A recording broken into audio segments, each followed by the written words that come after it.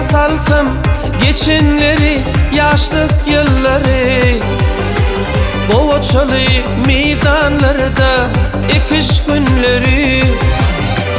Topar topar kıyıl gelinler örtüp yüzleri. Ak yağlıklı işe var yar sıynap tüyleri.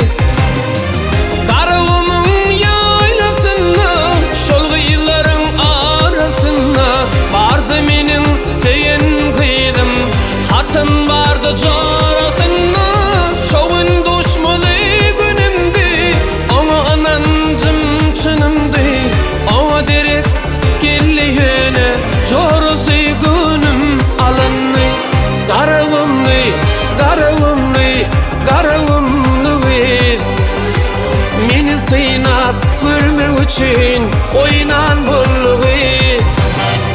Karıvımlı, karıvımlı, karıvımlı bir ana şiddet çorusu yar mama bullu bir.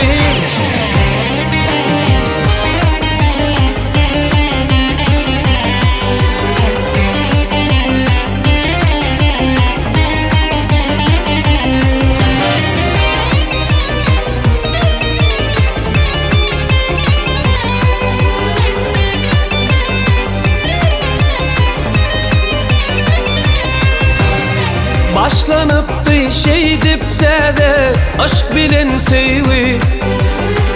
Yuvaş yuvaş kem kem güce mevcalıp duyvi. Nirelerden çıktı seri sevinin oyunu. Mana delle ona bollu çekmeli gayrı. Karıvımın yaylasına, şol kıyıların arasına baltım asıl barekini, onu delle carasına. Ona düşmalı günümde, carası gönlü önümde. Barekini şeyle baktım, bu izvilin nesirimde.